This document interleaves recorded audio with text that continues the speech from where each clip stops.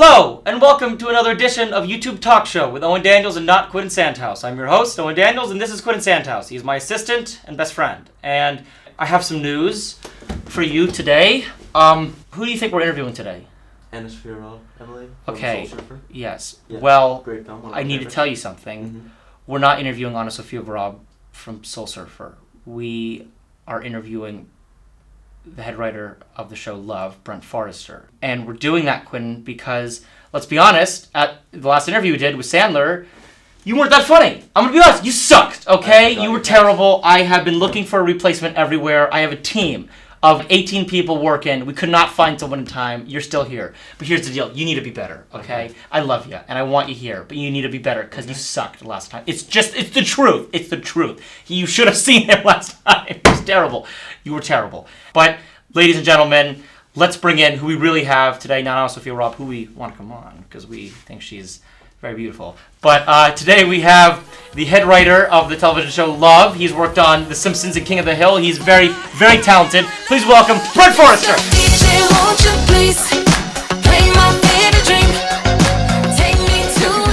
I loved your inaugural show. I thought you were amazing. I try. You definitely have got something going on, and the chemistry, guys, is golden. Never forget it. It works. He knows. He knows. Let's start talking about what we can do to fix this problem we have here, because this is a serious problem, Brent. Mm-hmm. As you know, I have this talk show. It's lovely. It's a lot of fun to do. We've got great guests on like yourself, but when I turn my head a little bit past our guest and see what the hell I have over there, it's frustrating. Okay, I'm gonna be honest. It's heartbreaking.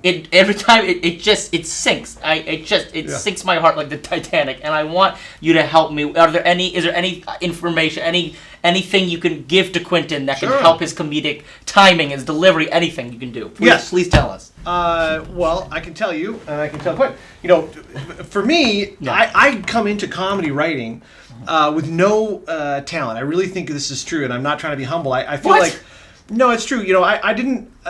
Nobody ever said I was funny when I was growing up, ever, and I didn't watch TV. I mean, the whole reason I got into comedy writing was my mom would not allow television in the house. She hated TV, and so I just grew up without it. I grew up reading. You showed her. Yeah. In her face. It was irony. Hope she's watching. Yeah. Oh no, she loves your show. Trust me, this is all she watches. That's my demographic, isn't it? Yeah. Let's continue. But so for me, I got into writing because I was a reader. I didn't have a TV, so all I could do was read, right? Yes. And I had a little advantage over the other kids with writing exercises, and so I got into writing. But I graduated from college thinking I was going to be a short story writer, and found there was no money in it, and so just greedily went after a career in half-hour sitcom writing, because a guy's mom was a sitcom writer. It was Susan Harris who wrote for the Golden Girls. The point for me is that everything I know about TV writing, everything I know about comedy writing, I learned by analyzing comedy, and it's really true that's how this guy did it, not by talent. Are we allowed to? Yes, Can you are. blurb that? Brent's mom is shaking her head right now. Brent, here's something, okay? Yeah. Before we move on to Quentin, Sure. Let's talk a little bit more about you, because this is your interview, and we're so happy to have you on the show. Sure.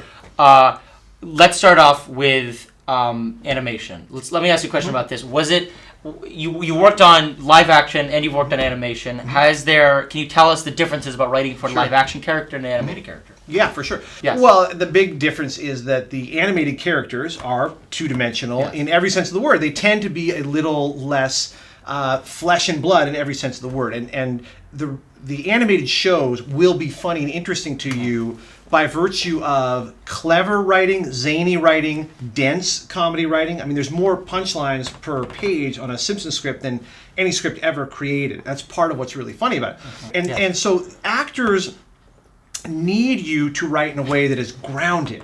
You really actually have to develop the skills of being a drama writer to write for live action, single camera, even multi-camera to a great degree. Although multi-camera is a little more heightened, a little more zany, a little more surreal.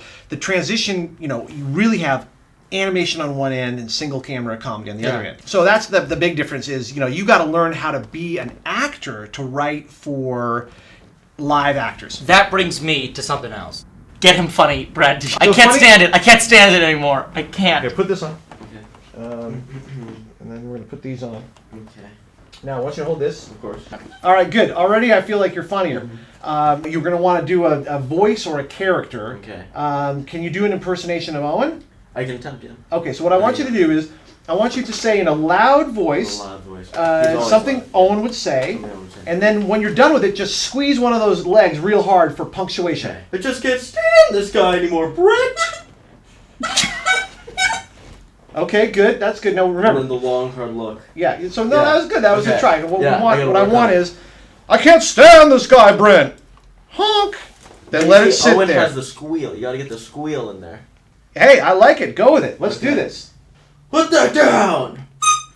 Stop it, idiot! Quentin, I said give me an ice cold Coke. This is lukewarm. Quentin, here's the noose. Kill yourself.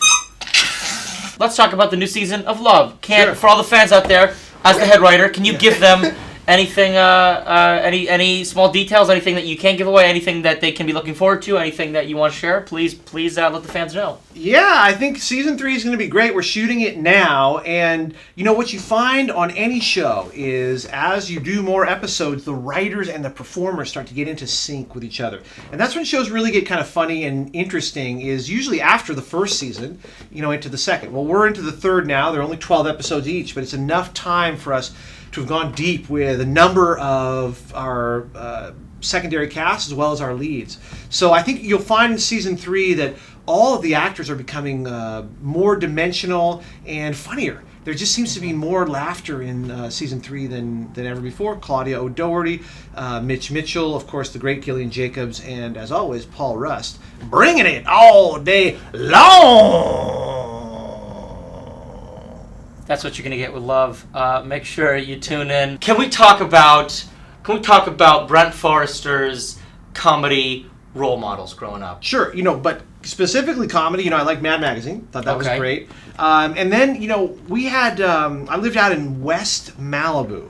Not fancy Malibu. This was like where plumbers and stuff would get like a little piece of land and be away from Los Angeles. That was my parents were kind of weirdos who couldn't deal with America.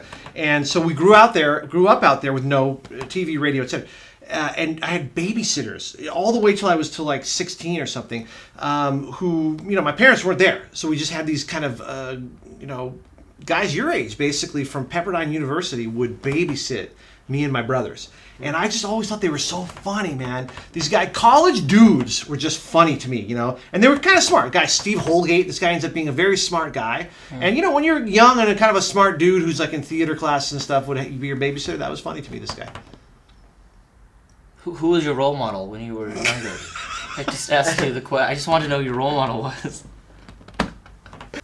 Brett, it has been fabulous having you on the show. Okay? I agree. You have been such a great guest on. I really I've have. had a lot of fun with you today. No, I've been a lot of I hope fun. you come on again. And Well, that's not we're going gonna to end happen. it. I just want to be upfront with you guys. This was a one-time deal. I thought I was That's pretty clear not about going to that. happen to me.